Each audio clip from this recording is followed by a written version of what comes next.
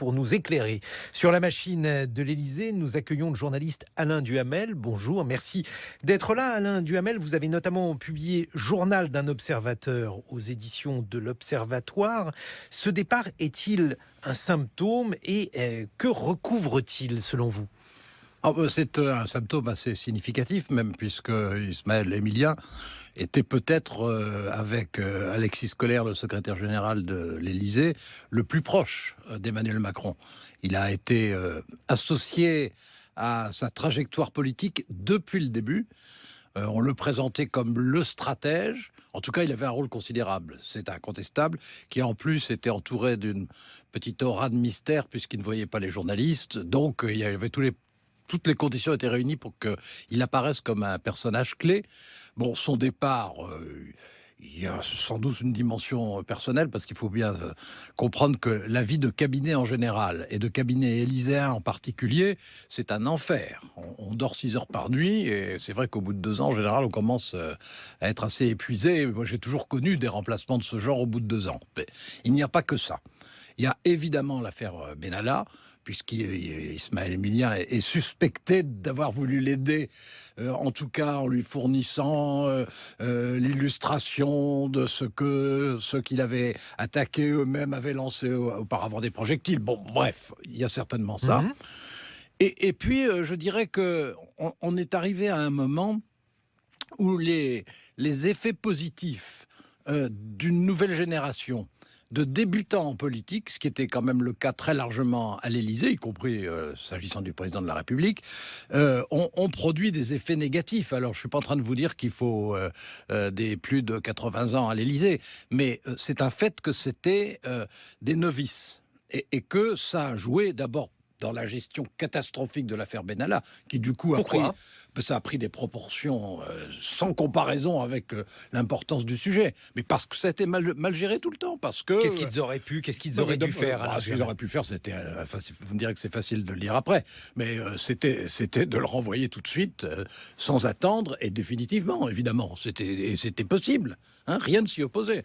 Mais ils ont très mal géré, ils ont très mal mesuré les effets sur l'opinion, ils ont très mal mesuré le fait que c'était en train de, non seulement de décrédibiliser, mais de désacraliser la présidence de la République. Bon, ensuite, il y a eu les Gilets jaunes. Sur les Gilets jaunes, il faut reconnaître que personne n'avait prévu les Gilets jaunes. Mais, le rôle de l'Élysée, c'est d'être réactif dans ces cas-là. C'est à eux qui ont à gérer le problème quand il se pose. Donc, c'est à eux de trouver des réponses. Et ça a été très lent à arriver. Donc, visiblement, et dans une affaire qui, au fond, est une affaire absurde, celle de Benalla. Mais absurde, mais dangereuse. Et dangereuse et négative. Et dans elle une est absurde, affaire... mais elle s'étire. C'est-à-dire que... mais bien sûr. Mais Mais c'est toujours pareil. Quand on traite mal une affaire depuis le départ, ensuite, elle refuse de s'esquiver. Bien entendu. Et... alors, dans l'affaire qui est infiniment plus importante et d'une nature complètement différente des Gilets jaunes, dans les 2 cas, le fonctionnement de l'Élysée a été défectueux. Donc, qui est maintenant toute une série de remplacements, qui est si j'ose dire, une deuxième vague de collaborateurs, je dirais que ça me paraît normal. Il servait à quoi, Ismaël Émilien, d'après ce que vous avez pu comprendre, Alain Duhamel? Quel était son rôle? Et du coup, s'il part, comme il l'a annoncé, est-ce que cela va créer un vide qu'il va falloir remplacer? Alors, ça va créer un vide. Son rôle, c'était au fond d'être l'homme qui avait des idées, l'homme qui avait des intuitions. Il n'était pas chargé d'un dossier particulier. Vous avez un conseiller pour l'agriculture, un conseiller pour le commerce extérieur, etc. Lui, c'était l'homme des idées. Il y a toujours un collaborateur comme ça auprès du président de la République. En général, c'est quelqu'un d'atypique, d'indépendant, de pas dans les moules. Là, ça correspondait bien. Et effectivement, il avait eu incontestablement, au moment d'inventer la République en marche et de mettre sur pied la campagne, il avait eu beaucoup d'idées. Quand Emmanuel Macron s'est installé à l'Élysée, a commencé toute une série de réformes, Ismaël Émilien y était évidemment pour quelque chose. Alors, je ne suis pas en train de vous dire qu'il était le cerveau d'Emmanuel Macron, mais il était un collaborateur très précieux. Et voilà, il n'y a pas l'équivalent. Il aura un remplaçant, mais pas un équivalent. Le départ de Sylvain Faure, dont on a parlé tout à l'heure, donc il était préalablement plume d'Emmanuel Macron, il a été également en charge des questions mémorielles, puis il a pris en charge la communication. Là aussi, est-ce que c'est une absence qui va peser, Alain Duhamel? Alors, Sylvain Faure, moi, je trouve que ce qu'il faisait vraiment remarquablement, c'était les textes des grands discours. Dans les textes des grands discours, il y a la volonté d'Emmanuel Macron, qui d'ailleurs y remettait la main, hein. Mais je n'ai pratiquement pas le souvenir. Alors Henri Guénaud, s'il écoute France Culture, va m'étrangler, mais je n'ai pas le souvenir d'un conseiller du président de la République doté d'une plume comparable, d'une culture comparable, et capable de donner à la hauteur des grands discours. Je ne vous parle pas des discours le soir, etc. Mais les grands discours, franchement, l'équivalent, j'en ai pas le souvenir. Ça veut dire que les discours d'Emmanuel Macron étaient supérieurs aux discours qu'on a pu entendre chez Mitterrand, parce qu'il y a Orsena qui va peut-être ne pas être content après. Non, mais bien sûr. Et puis à un moment même, pour prendre un très grand styliste, à un moment même, au départ, Régis Debray. Hein, ça n'a pas duré, mais ça a existé. Oula, on va se faire disputer, parce que lui, écoute France Culture. J'ai beaucoup d'admiration pour son style. Si vous voulez, Sylvain Faure donnait à la stratégie présidentielle quelque chose qui, en France, Dieu merci, continue à être important, c'est-à-dire une dimension littéraire et historique authentique, pas fabriquée. Hein, il prenait pas des manuels pour trouver des citations. Et ça, c'est extraordinaire. Franchement, je crois que je connais, en tout cas depuis Georges Pompidou, tous les collaborateurs des présidents chargés de ce genre de choses. Je pense que c'est lui qui écrivait le mieux et avec le plus de hauteur. Donc, c'est lui qui manquera le plus, évidemment. Je ne vais pas vous demander des pronostics ni des indiscrétions, Alain Duhamel, mais d'autres départs sont-ils à prévoir? Oui, forcément, parce que là maintenant, il va y avoir, alors là, parmi vous savez, l'état-major est nombreux. Donc, il y a beaucoup de conseillers qui ont ce qu'on appelle un portefeuille, donc chargé du commerce extérieur, par exemple. Bon, je dis ça au hasard, hein, mais ceux-là, en général, au bout de 2 ans, on leur donne un poste exécutif quelque part. En général avec une promotion pour les remercier d'avoir sacrifié 2 ans, de s'être séparés de leur femme ou de leur ami, et d'avoir eu des nuits blanches qui les font vieillir de 10 ans en 2 ans. Mais dites-moi, Alain Duhamel, comme il y a eu l'affaire Benalla, dont d'ailleurs l'Élysée n'est pas sorti, les Gilets jaunes, qui ne sont pas un mince dossier, peut-on être certain que cette équipe qui jadis était présentée comme une équipe incroyable, constituée de Nobel en sciences politiques, est-on certain que ces gens-là étaient aussi compétents, aussi à leur place qu'on l'a entendu dire? Je pense que l'équipe de l'Élysée, au départ, était composée de gens brillants, profondément atypiques par rapport à leurs prédécesseurs, complètement novices, et que le noviciat, à partir du moment où il s'agissait d'une présidence tellement différente des autres, avait ses avantages initiaux, mais que le noviciat face ensuite à l'opacité, à la difficulté des décisions à prendre, aux contradictions de l'opinion, le noviciat est décalé et je dirais même assez impuissant. Noviciat, ça veut dire pas d'ancrage local, pas d'expérience, pas d'expérience. Je veux dire, on prenait des cagneux et on les mettait au Collège de France. Bon, certains, dans leur vie, y arriveront sans doute. Mais enfin, on ne peut pas en faire une méthode. Il y avait des précédents de noviciat à l'Élysée, parce que lorsque François Mitterrand est arrivé au pouvoir, vous évoquiez Régis Debray, et on a également d'autres noms qui vont de Jacques Attali à Jean-Louis Bianco, Alain Duhamel.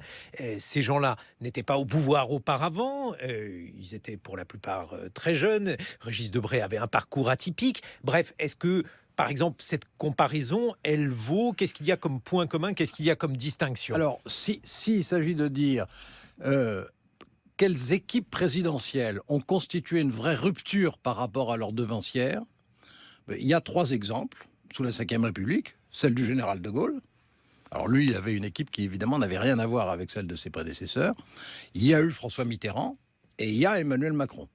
Ce ne sont pas les mêmes types d'équipes. Avec le général, c'est une organisation, c'est assez amusant d'ailleurs, sur un modèle militaire. C'était l'organisation comme un état-major. Et militaires. alors, qui étaient ces hommes? Parce que Alors, Michel Debré était présenté comme un grand... Ah oui, mais non, mais États. les hommes, c'était très souvent des compagnons de la traversée du désert, ou bien des très hauts fonctionnaires qui, en fait, étaient gaullistes.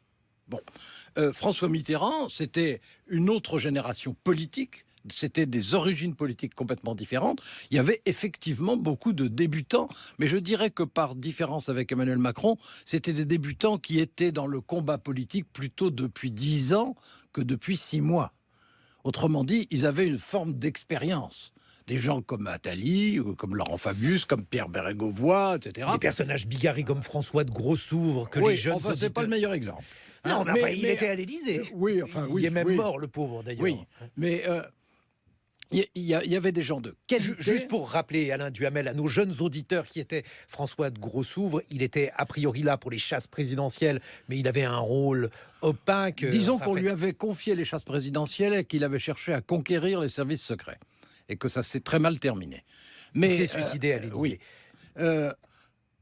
François Mitterrand avait effectivement une équipe qui était une équipe nouvelle, mais qui était une équipe nouvelle vis-à-vis du pouvoir, qui découvrait le pouvoir, mais qui connaissait la politique. Alors que cette fois-ci, c'est une équipe qui découvre le pouvoir et qui ne connaît pas la politique. Et ne pas connaître la politique, ça veut dire ne pas avoir des réflexes politiques qui ne peuvent s'acquérir qu'avec de l'expérience et de l'intérêt, comme à chaque fois qu'on prend une décision, on essaye d'évaluer l'impact, à chaque fois qu'on prend une décision technique, on essaye d'évaluer l'impact politique qu'elle va avoir. Ou bien quand on décide d'annoncer quelque chose, on commence, on a un peu de sens du calendrier, et on commence par annoncer ce qui est agréable d'abord, par exemple une baisse d'impôts, puis ce qui est désagréable ensuite, c'est-à-dire une hausse des taxes. On ne fait pas l'inverse. Parce que si on fait l'inverse, les gens se rappellent les taxes et ne se rappellent pas les baisses. Oui, mais alors, dans les commentaires qui sont faits pour ce type de bévue, Alain Duhamel, on entend dire, alors parfois on accuse tel ou tel conseiller, le secrétaire général de l'Élysée, Alexis Collère, et de temps en temps on considère que le président, alors là en l'occurrence il s'agit d'Emmanuel Macron, est un homme qui n'écoute personne. Ce sont les deux thèses qu'on entend toujours, quels que soient les présidents d'ailleurs. Où est la vérité ? Alors, d'abord, l'idée de dire l'Élysée, ce sont des technocrates, des oligarques, etc. Moi, j'ai toujours entendu dire ça, c'est un peu réflexe conditionné. Ce qui est vrai, c'est que comme en France, la présidence de la République joue un rôle démesuré dans la décision politique, bah évidemment, on fantasme beaucoup à propos de ses conseillers. Est-ce que... je dirais que intellectuellement, ceux que je connais, bon, j'en connais quand même un certain nombre, intellectuellement, ceux que je connais sont vraiment de bon niveau et sont, alors, c'était une bonne chose, foncièrement originaux par rapport au recrutement habituel. Ça, c'est intéressant, parce qu'on voyait bien quand même que la vie politique, que la décision politique, et que l'Élysée en particulier, avait besoin de renouvellement. Bon, ils apportaient ça. Ils apportaient ça, mais au fond, ils n'ont pas su métamorphoser leur personnage. Ce qu'ont très bien fait, je pense à quelqu'un comme Pierre Bérégovoy, puisqu'il a été secrétaire général de l'Élysée de François Mitterrand. Qui avait un trajet lui aussi particulier. C'était voilà, très particulier. C'était un autodidacte qui avait franchi tous les échelons de la société, très bien. Pierre Bérégovoy avait une expérience politique, n'avait pas d'expérience du pouvoir, mais a très vite acquis les réflexes. Très vite. Bon, là, visiblement, ils ne les ont pas acquis. C'est-à-dire qu'on avait des hommes de pouvoir qui n'avaient pas de sens politique. Pas assez de cadres, je veux dire de cadres. Il y avait par exemple Jérôme Monod auprès de Jacques Chirac. Oui. Il y avait un certain nombre de personnels à l'Élysée auparavant qui étaient en quelque sorte une référence. Parfois aussi une forme de seniorité. Est-ce que c'est ça qui a fait défaut à Emmanuel Macron, qui lui fait toujours défaut d'ailleurs ? C'est un des éléments, mais il faut... Je veux dire, aujourd'hui, évidemment, comme il y a les départs, comme il y a au fond une autre vague qui va arriver à l'Élysée, donc la pente, c'est de ne voir que les défauts de ceux qui s'en vont. Alors, ils ont les défauts, on vient d'en parler, je pense, sinon de façon complète, en tout cas de façon directe.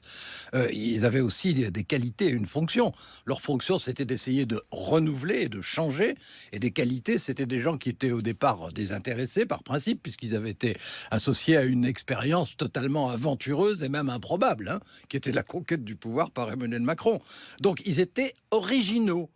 Ils étaient originaux, mais ils n'ont pas réussi leur métamorphose, c'est-à-dire qu'au fond, c'était des post-adolescents très doués qui ne sont pas devenus totalement des adultes, en tout cas en politique. Est-ce que ça signe, malgré tout, vous qui êtes un fin vieux observateur, d'ailleurs vous publiez le journal d'un observateur, Alain Duhamel, de la République et des différents présidents qui se sont succédés sous la Ve. Est-ce que pour vous cela signe un échec d'Emmanuel Macron, puisque même si vous avez dit qu'il y a un renouvellement naturel des cabinets, est-ce que ça n'est pas trop tôt, trop important ? C'est toujours difficile quand on renouvelle beaucoup de collaborateurs en même temps. Par principe, c'est difficile et c'est donc risqué. Je pense que c'est nécessaire. Je pense que ce quinquennat doit inaugurer une seconde phase. Donc, il faut aussi des têtes différentes pour y arriver. Le tout, c'est de savoir maintenant si les nouvelles têtes seront meilleures. C'est ça, pour l'instant, on ne peut pas encore le dire. Et on ne le saura qu'à l'expérience.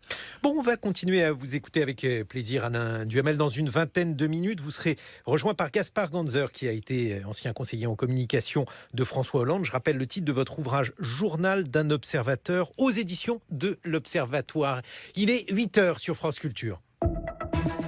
On va continuer à évoquer les excuses, les erreurs de communication des présidents, puisque nous avons parlé du départ d'Ismaël Emelien, qui est conseiller spécial d'Emmanuel Macron, également du départ de Sylvain Faure, qui lui était en charge de la communication du président. On a déjà commencé à en parler en compagnie du journaliste Alain Duhamel, et il est désormais rejoint par Gaspard Ganzer. Bonjour, vous êtes ancien conseiller en communication de François Hollande. Avant de s'excuser, il faut avoir des raisons de s'excuser, Alain Duhamel, et quand on prend l'histoire des dérapages des présidents de la République, alors je ne sais pas, par exemple, De Gaulle, il y avait le peuple sûr de lui et dominateur lorsqu'il évoquait les Juifs. Raymond Aron avait alors dit à quel point cette expression lui paraissait fautive. François Mitterrand n'avait pu lui reprocher le seuil de tolérance. Mais c'était assez rare, des dérapages présidentiels, à moins que ma mémoire me fasse des tours. Chez les présidents, sous la Ve République, pendant la première phase, disons jusqu'à François Mitterrand inclus, c'était effectivement assez rare. Sous la Quatrième République, chez les présidents du Conseil, c'était permanent. Sans arrêt, le Parlement devenait un lieu de polémique passionnée à cause des dérapages supposés. Mais en France, il y a deux particularités. La première, c'est que il y a des choses qu'on n'a pas le droit de dire, même si elles sont vraies. Par exemple. Et très souvent,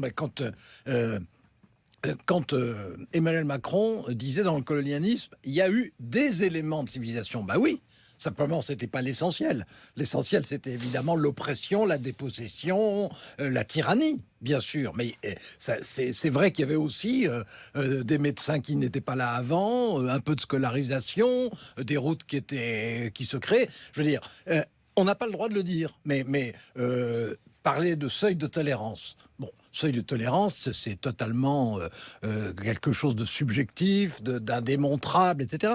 Mais quand les Français soupçonnent que ce qui est dit est à la fois désagréable à entendre et vrai, alors là, ça devient pour eux insupportable. Le problème d'Emmanuel Macron, c'est qu'il y a un certain nombre des formules qu'il a utilisées qui étaient désagréables, donc inaudibles, donc choquantes, donc maladroites, qui n'étaient pas forcément fausses. En tout cas, elle pouvait. Je ne généralise pas. Non, elle pouvait.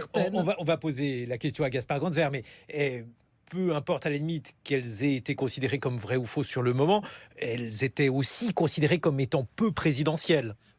Ce qui est peu présidentiel, c'est qu'en France, bon, autour du chef de l'État, évidemment, on hystérise tout, ce qui est normal, hein, c'est dans la logique des institutions, mais on n'a pas conscience du fait qu'en France, il y a beaucoup d'interdits en matière de langage qui, dans d'autres pays, évidemment aux États-Unis, c'est l'extrême, mais qui, dans d'autres pays, par exemple en Grande-Bretagne ou en Allemagne, sont acceptés. Et qui, en France, ne sont pas. En France, il y a des tabous de langage. Les écarts de langage de François Hollande, Gaspard Ganzer. Il y en a eu, bien évidemment, des gaffes et de langage, mais aussi des images qui ont pu surprendre ou choquer, hein. On se souvient malheureusement des images de François Hollande dans la presse People ou de moments de communication moins bien maîtrisés. Bon, ça, c'était involontaire. Oui, bien sûr. Mais, par exemple, Oui, enfin, un vous certain nombre savez, de formules issues sans du avoir livre trop Davel. de rentrer trop dans le langage psychanalytique, parce que c'est justement ce que j'allais dire en écoutant Alain Duhamel, c'est que les Français ont un rapport psychanalytique avec leur président de la République. On est dans le registre de l'acte manqué, c'est peut-être le scooter de François Hollande, du tabou, de la guerre de langage, du lapsus, ça arrive souvent. François Hollande, il a souvent, en matière de regret, il a souvent tourné autour de l'idée du regret sur la question de la déchéance de nationalité. Parce qu'il avait fait cette proposition d'extension de la déchéance de nationalité après les attentats de novembre 2015. Dans un premier temps, ça avait été plutôt bien compris et accueilli par l'opinion publique. Puis après, son propre camp, ses conseillers, ses ministres lui avaient reproché. Lui-même n'était pas très à l'aise avec cette idée. Mais c'est vrai que je ne sais pas si c'était par orgueil ou peut-être peur finalement d'apparaître comme pas assez ferme. Il n'avait pas exprimé de véritables regrets. Et même dans son livre Les leçons du pouvoir, il ne dit pas j'ai fait une erreur, je n'aurais pas dû le faire, je le regrette totalement. Les hommes politiques en France ont beaucoup de mal à aller au bout de cette démarche. Frédéric Seyss. Est-ce que selon vous, d'ailleurs, Gaspard Ganzer, ça manque au président Hollande? On voit qu'au Parti Socialiste, il y a eu cet inventaire qui a été initié par Olivier Faure et que l'ancien président François Hollande l'a assez mal pris, il l'a dit à Sciences Po il y a quelques jours. Oui, mais le problème de François Hollande et de tous les présidents de la République, c'est qu'ils ont le sentiment qu'ils n'ont pas été jugés à leur juste valeur et que leur action n'a pas été jugée à leur juste valeur. Mais comme je le dis souvent, la politique, c'est pas juste. On ne fait pas la politique pour être aimé. Si on a envie, un Premier ministre britannique disait souvent, si on a envie d'être aimé, faites pas de la politique, achetez-vous un chien. Et ben c'est la même chose. François Hollande, comme Il a un chien. Il a un chien maintenant, mais ça ne suffit pas visiblement, il s'appelle Filet. Ils ont tous des chiens. Certains plus tardivement que d'autres. Un président a un chien. Et un Ça fait labrador, partie- un labrador en Mais général. c'est pour compenser. Probablement. Le général de Gaulle avait un chat. Il avait un chien aussi, je crois. Le général de Gaulle était hors norme. Non, pour terminer sur cette idée, je pense que, moi j'ai d'ailleurs eu l'occasion de lui dire, je pense que quelque part, l'homme politique, quand il va au bout lui-même de son mea culpa, finalement il désamorce les critiques des autres. Quand on est le premier à dire j'ai fait cette bêtise, bah, les autres sont privés du carburant qui permet de les critiquer. Alors moi j'ai le souvenir d'un président qui s'est excusé, mais qui s'est excusé de telle façon qu'il s'est renforcé. C'est François Mitterrand, lorsqu'il a été obligé de revenir en arrière sur l'école libre. L'école privée. Je me rappelle encore la scène, il était dans la bibliothèque de l'Élysée, c'était à la télévision, et il a dit, écoutez, j'avais cette idée, les Français ne le veulent pas, j'ai eu tort, et puis il a continué en disant, mais je ne pense pas qu'au fond de moi-même, je ne change pas d'avis, vous comprenez? Et il a su dire ça, avec une espèce d'autorité naturelle telle qu'à la fin, on se disait, bon, on n'est pas d'accord avec lui, mais quand même, c'est quelqu'un. Et alors, Emmanuel Macron, parce qu'on évoquait donc les conseillers qui l'entourent, il s'est excusé. Alors, vous allez nous dire, Alain Duhamel, si selon vous, il s'est assez excusé, bien excusé, puisque pendant le début de la gronde des Gilets jaunes, on attendait de lui des excuses. Certains, en tout cas, les attendaient. Est-ce qu'il les a formulées de la manière adéquate, assez tôt, assez tard? Qu'en pensez-vous? De toute façon, sur les Gilets jaunes, il y a eu un retard à l'allumage manifeste. Je veux dire, il y a eu un temps de réaction qui a été excessif, je dirais au moins 3 semaines, ce qui est l'éternité en politique, surtout quand on est dans une crise. Il a admis que plusieurs des phrases qu'il avait prononcées, il l'a dit, que plusieurs des phrases avaient pu choquer, blesser, et qu'il le regrettait. Moi, ma thèse, c'est que elles ont, pour un certain nombre d'entre elles, d'autant plus blessé que les Français qui les entendaient savaient qu'elles étaient vraies et qu'on n'accepte pas qu'on vous dise quelque chose de désagréable quand c'est vrai, alors que si c'est faux, on dit « Ah ben ça c'est injuste » et puis on passe à autre chose. Gaspard Ganzer, vous êtes là pour vous mouiller. Est-ce qu'Ismaël Emelien et Sylvain Faure, ou peu importe d'ailleurs, les conseillers de l'Élysée, ont mal conseillé Emmanuel Macron durant la crise des Gilets jaunes? Est-ce que, je ne sais pas, moi, avec vous à l'Élysée, ça ne serait pas arrivé? Non, ça certainement pas. Moi, j'ai fait une collection d'erreurs qui ne me permettent pas de donner de leçons. Ce que j'ai appris à l'Élysée, c'est que les conseillers sont là pour aiguiller la décision, conseiller des actions, mais qu'il n'y a qu'un seul patron, c'est le président de la République. Moi, de temps en temps, je donnais des conseils à François Hollande qu'il suivait. Parfois, il avait raison de le faire, parfois non. Et parfois, il ne les suivait pas. Il suivait mon avis, je sais pas, Qu'est-ce qu'il n'a pas dans suivi, par exemple ? ça restera entre nous, parce que ça fait partie on va dire, de l'intimité, de la loyauté de. C'est dommage, vous auriez pu vous décharger d'un relation. secret Non, pesant sur votre conscience. Non, ça va, je suis très tranquille avec ma conscience. J'ai eu l'occasion de faire un livre pour le raconter. Et en revanche, je pense que dans le rôle du conseiller, c'est évidemment d'apporter la contradiction et de toujours dire la vérité. Ce que je ne sais pas, parce que je ne suis pas dans l'intimité de l'Élysée à l'heure actuelle, c'est est-ce que ce langage de vérité est toujours tenu ?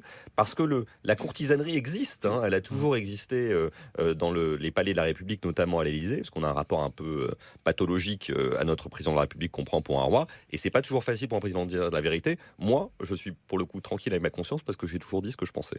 Frédéric Seyss. On voit en ce moment l'extrême difficulté d'Emmanuel Macron à recruter un patron pour sa communication. Il a rencontré beaucoup de monde. Il a même fait un entretien avec Franck Louvrier, qui est l'ancien patron de la communication de Nicolas Sarkozy. Il a fait un entretien. Franck Louvrier qui a refusé et de nombreux postulants potentiels ont eux aussi refusé.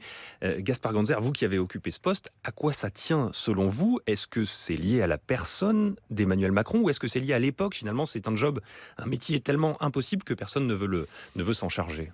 Je vais vous raconter une anecdote. Quand on m'a proposé en avril 2014 de rejoindre l'Élysée, c'est Philippe Grandjean d'ailleurs, qui est maintenant aujourd'hui à l'Élysée, qui m'a proposé. Qui est Philippe Grandjean ? Philippe Grandjean, donc, c'est un ancien patron, enfin directeur de la communication d'une boîte du CAC 40, qui a conseillé longtemps François Hollande de façon de Nicole Notat à la CFDT, longtemps conseillé de façon officieuse François Hollande, et qui aujourd'hui est arrivé à l'Élysée après avoir participé à la fondation de la République en marche et même l'avoir dirigé par intérim il y a quelques mois. Donc on me propose de rencontrer François Hollande pour prendre le job. Je demande à 5 de mes meilleurs amis et de mes plus proches, est-ce que je dois y aller ? Les 5 personnes m'ont répondu, surtout n'y va pas. Premièrement, la mission est impossible, le président est à 18% dans les sondages, il vient de se faire prendre une déculottée aux municipales, il va en prendre une autre aux européennes, il n'écoute pas ce qu'on lui dit, et puis surtout, ta vie va devenir un enfer. Je n'ai pas écouté leur avis. Ça. Et j'ai pu vérifier que c'était non pas un enfer, parce que personne ne m'a... L'enfer et ressemble à mon avis à quelque chose de bien différent de cela. En revanche, 24 heures sur 24, 7 jours sur 7, 200 SMS par jour, autant d'appels. On sacrifie totalement sa vie personnelle, mais on le fait parce qu'on le fait pour son pays. Alain Duhamel, votre point de vue à ce sujet, on voit qu'il est difficile, nous dit Frédéric Seyss, de recruter pour Emmanuel Macron aujourd'hui. Il y a d'autres précédents en matière de communication, mais bien souvent, le président arrivait avec ses conseillers dans ses bagages. Recruter en cours de mandat, c'est quelque chose de plus compliqué à faire. Oui, c'est plus compliqué. En plus, le moment où il le fait, ça a été vrai pour François Hollande auparavant, mais le moment où il le fait est un moment où il est en grande difficulté. Donc, il faut un certain stoïcisme pour le rejoindre à ce moment-là. Et tout le monde a pu constater que le fonctionnement de la communication de l'Élysée pendant les 20 premiers mois était au moins, pour employer une litote, insatisfaisant.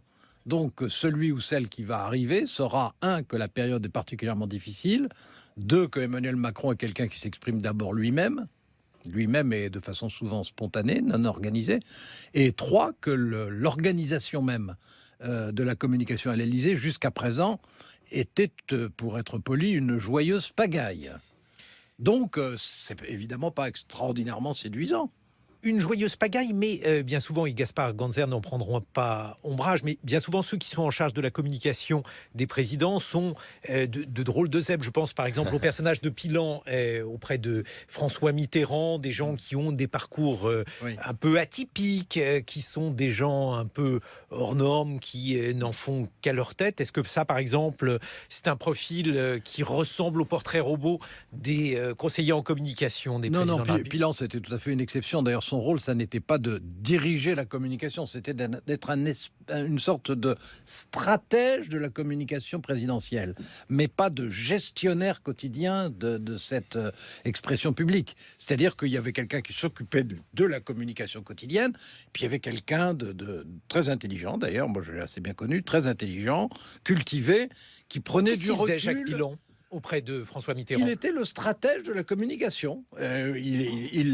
Par exemple, François Mitterrand aimait assez s'exprimer et savait qu'il était très éloquent, qu'il parlait facilement, etc. Bon, Pilan a fini par le convaincre que son intérêt était de parler beaucoup moins qu'il ne le faisait. C'était pas la pente naturelle de François Mitterrand, c'était pas si facile de l'en convaincre, mais il y est parvenu. De même, il a imaginé des types d'émissions ou des types d'interlocuteurs dans des émissions différents. Et c'était presque un théoricien de la communication. Alors que là, c'est pas du tout ça. Là, c'est un gestionnaire de la communication qu'il faut. Et bon courage. À 8h34 sur France Culture, on continue à évoquer l'entourage présidentiel d'Emmanuel Macron avec le départ d'Ismaël Emelien et de Sylvain Faure. L'un était conseiller spécial, l'autre conseiller en communication du président de la République. Nous sommes en compagnie du journaliste Alain Duhamel et de Gaspard Ganzer, qui est ancien conseiller en communication de François Hollande. Gaspard Ganzer, l'Élysée, ça fonctionne comment et qu'est-ce qui est le quotidien de cette maison et à quoi ça sert? Vaste question. Les collaborateurs de l'Élysée, ils sont une cinquantaine, une quarantaine, dirigés par un secrétaire général qui est aujourd'hui Alexis Collère. Ils sont là pour aider le président à prendre ses décisions et à les mettre en œuvre au quotidien, notamment dans le domaine militaire et diplomatique, qui sont comme le cœur de l'action à l'Élysée, et puis aussi dans le domaine économique et social. Il y a un certain nombre de conseillers qui sont transversaux, comme le conseiller en communication, et tous les matins, il est là, le conseiller en communication, pour mettre en image, mettre en musique l'action présidentielle. La grande difficulté, c'est que tous les matins, on arrive avec un plan, une stratégie, en se disant voilà quels vont être les grands moments de communication. Et tous les jours, on est obligé de déchirer ce plan parce qu'il y a une crise grave parfois, un attentat terroriste, un accident, une catastrophe naturelle, ou parfois une petite crisette politique liée aux vicissitudes. On écoute les matinales le matin, il y a tel ministre, tel opposant politique qui a une phrase qui dérape, un petit mot à côté, un opposant politique, et il faut réagir à cela. Donc ce qui est très difficile, c'est qu'il faut à la fois courir un marathon, qui est celui de la construction d'une stratégie sur le long terme, donc c'est ce que faisait Jacques Pilon, et en même temps être capable au quotidien de courir des sprints extrêmement courts pour gérer les crises. Moi, tous les matins, j'arrivais avec un état d'esprit de stratège, mais je terminais en étant vraiment un artisan, si ce n'est ou un ouvrier de la communication présidentielle, qui devait écoper en permanence les trous qui étaient mis dans la cope, parfois par les amis du président. Mais alors, des organisations élyséennes, on en a de différents types, Alain Duhamel. Et il y a des Élysées qui sont censés tout gouverner en France. On peut penser par exemple à Nicolas Sarkozy, d'autres au contraire où il est question d'être extrêmement en retrait. Jacques Chirac était réputé l'être. Comment ça fonctionne et comment situer le dispositif d'Emmanuel Macron par rapport à cela? Jacques Chirac, en fait, en matière de communication, a été l'exception sous la Ve République parmi les présidents. Parce qu'il est le seul qui, par tempérament, mais aussi par stratégie politique, je ne dis pas par stratégie de communication, je dis par stratégie politique, pensait que son intérêt et même sa nécessité était d'être en retrait, était d'intervenir le moins possible, de la façon la plus conventionnelle possible. Oui, c'est ça, pour en dire le moins possible, à chaque fois. Pour dire les choses de la façon la plus minimaliste possible. Ça s'expliquait parce qu'il n'était pas à l'aise avec la télévision, clairement. Il était d'ailleurs bien meilleur à la radio, mais il n'était pas à l'aise du tout. Ça s'explique parce qu'il se méfiait profondément des journalistes. C'était d'ailleurs tout à fait réciproque, parce qu'il avait la réputation de mentir énormément. Enfin, d'ailleurs, réputation légitime. Et puis, c'était chez lui un instrument de pouvoir classique. Et puis, parce que lui aussi, déjà, parce que c'est ce qui se passe malheureusement depuis maintenant pratiquement 40 ans, lui aussi déjà était sur la défensive en politique. On ne communique pas de la même façon sur la défensive ou à l'offensive. C'est sa fille qui s'occupait de sa communication. Claude Chirac, il n'a pas changé de fille, elle est restée à côté de lui. Ah, puis ça, non seulement elle est intelligente, mais en plus, elle fait preuve vis-à-vis de son père je dirais, d'une dévotion exceptionnelle. Et quand elle était à l'Élysée, son obsession, c'était non pas de le valoriser, mais de le protéger. Mais alors, c'était la doctrine Chirac-Claude ou Chirac-Jacques? Est-ce qu'elle pesait sur les décisions de son père, Alain Duhamel? Alors, sur les décisions politiques, je crois que c'est Jacques Chirac, comme tous les présidents, qui prend ses décisions, bonnes ou mauvaises. En revanche, sur l'image politique, elle avait un rôle qui était un rôle important. Et je répète, qui était un rôle très protecteur. Et c'est ce qui est curieux, étant donné que Jacques Chirac était un combattant de tempérament. C'était un combattant, mais qui, quand il a été président, en fait, était toujours sur la défensive politique. Au fond, les deux derniers à avoir été vraiment offensifs avant la période toute récente, c'était Giscard au début de son septennat, et c'était François Mitterrand entre 81 et 83. Bon, et puis il s'est revenu avec Nicolas Sarkozy, qui lui a révolutionné la communication politique française. Pourquoi? Mais parce qu'il l'a américanisé, et je dirais professionnalisé, parce qu'il était remarquablement efficace. Ensuite, la politique était ce qu'elle était, les crises, 3 crises économiques, etc.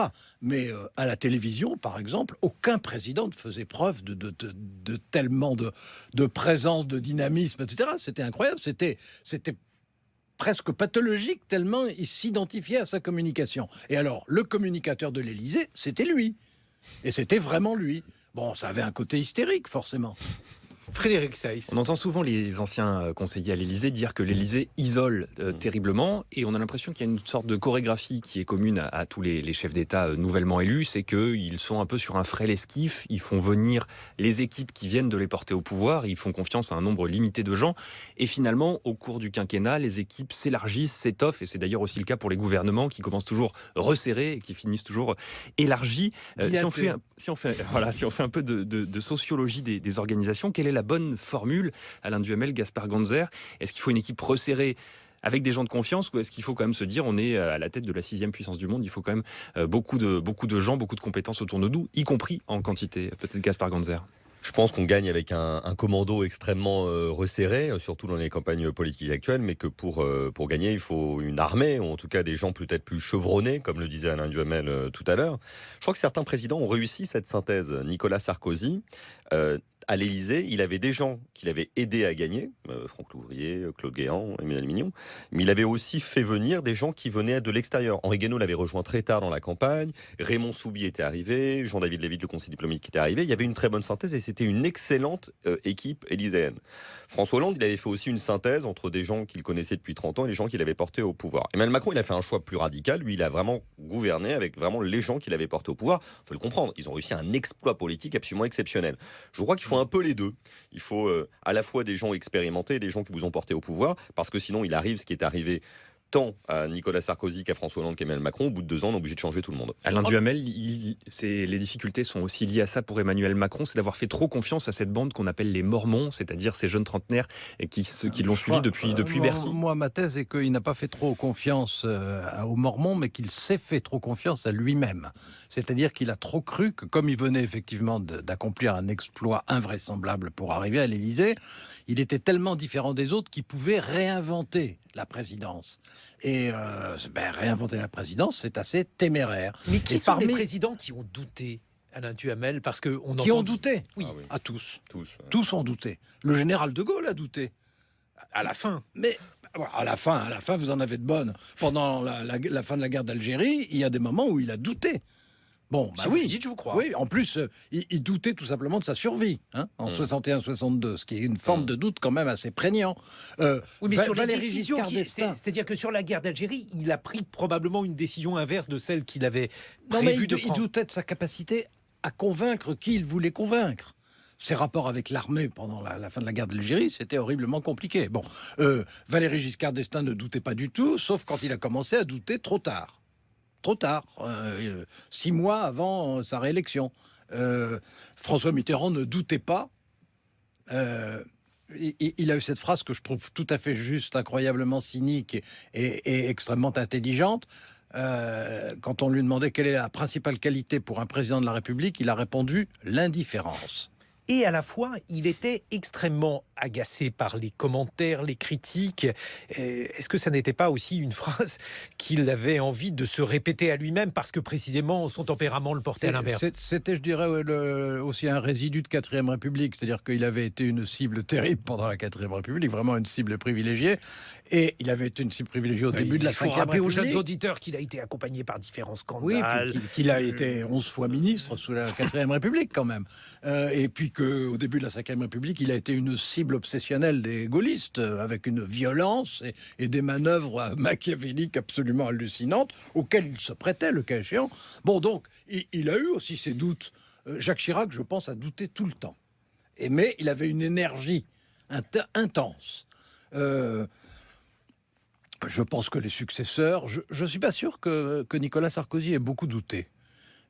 François Hollande, je suis sûr qu'il a douté à certains moments, évidemment, et j'espère vivement qu'Emmanuel Macron doute. Gaspard Ganzer, ce qui a modifié la communication et même l'exercice du pouvoir, c'est tout de même les réseaux sociaux et l'apparition donc d'un terme comme le buzz, par exemple, qui fait que bien souvent, ce qui ressort de la politique est précisément ce que l'on n'avait pas du tout veillé à surveiller, ce qui rend l'exercice du pouvoir et l'exercice des conseillers qui entourent le président singulièrement compliqué. Oui, c'est certain. Les comparaisons qu'on fait souvent avec la période mitterrandienne ou chiracienne, en fait, sont intéressantes, mais en réalité, on ne parle pas du même monde. On parle un peu, c'est comme tu parlais, du monde de la littérature avant l'apparition de l'imprimerie. C'est-à-dire que pas du tout la même chose. Là, avec les réseaux sociaux, les chaînes d'information continuent, la mondialisation de l'information, tout va très, très, très, très vite. Et donc, il faut s'adapter en permanence. Et ce qu'on apprend en réalité, c'est évidemment le doute. François Hollande doutait beaucoup parce qu'il se questionnait beaucoup face à toutes les décisions, mais on apprend surtout la modestie. Parce qu'on sait que la maîtrise n'existe pas en réalité. On peut chercher à prévoir, mais on doit en permanence s'adapter et corriger. C'est pour ça que je pense que l'équipe d'Emmanuel Macron... Mais quand vous préparez un discours ou quelque chose d'important et que finalement ce que l'on retient c'est l'absence de parapluie, qu'est-ce que ça donne quand on travaille auprès d'un président? Déjà, il faut avoir un peu de sens de l'humour. Hein. C'est une grande qualité et de sens du recul. Parce qu'en réalité, Sauf qu'en fait, c'est pas drôle parce qu'on vous le reproche vraiment politiquement. Oui, mais parce qu'après, il faut prendre vraiment du recul et faire preuve d'un peu de sagesse. Les images, elles restent, elles peuvent faire du mal. Mais ce qui compte quand même quand on fait de la politique, c'est ce que l'on fait pour les gens. C'est ce que l'on change vraiment dans la vie des gens. Et ça reste dans leur chair, ça reste dans leur vie. François Hollande, il a permis aux couples du même sexe de se marier. Il a permis l'accord de Paris sur le climat. Il a permis à la France de faire face aux attentats terroristes. Ça reste. Dans le livre d'histoire, il n'y aura pas l'île de Saint ni la une de Closer. En revanche, il y aura la réaction de la France à la suite des attentats de novembre 2015. Alain Duhamel, un mot de conclusion à ce sujet quand on voit que la politique est envahie par ce qu'on peut appeler des détails. Est-ce que... Alors d'abord, d'un mot en ce qui concerne François Hollande, il a été très supérieur à l'image qu'il a laissée. Je suis tout à fait d'accord, je pense que dans 20 ans, le rôle qu'il a exercé sera revalorisé. Ça m'amène à l'autre point, le fait que l'information soit aujourd'hui instantanée, mondialisée, l'existence des réseaux sociaux, ça rend l'exercice du pouvoir, et en particulier en France, où l'exercice du pouvoir est tellement présidentialisé, ça le rend, je ne dirais pas impossible, mais encore beaucoup plus difficile qu'il l'était. Et ça, je pense que c'est un facteur nouveau qu'il faut intégrer, parce que ça ne disparaîtra jamais. Et est-ce que quelqu'un d'autre, une autre organisation aurait permis de faire face à cela, Alain Duhamel? Vous voulez dire un régime parlementaire ? Par exemple? Non, parce que quand je revois ce qui se passe à Rome, en ce moment à Londres, ou ce qui se passe à Berlin, je suis assez content qu'on ait un régime présidentiel, mais je constate que d'être président, c'est de plus en plus difficile, parce qu'on a de moins en moins de prise sur l'événement, et qu'on est en réalité en permanence totalement caricaturé, et si j'ose dire, frivolisé. Alain Duhamel, journal d'un observateur, c'est paru aux éditions de l'Observatoire. Merci également à Gaspard Ganzer.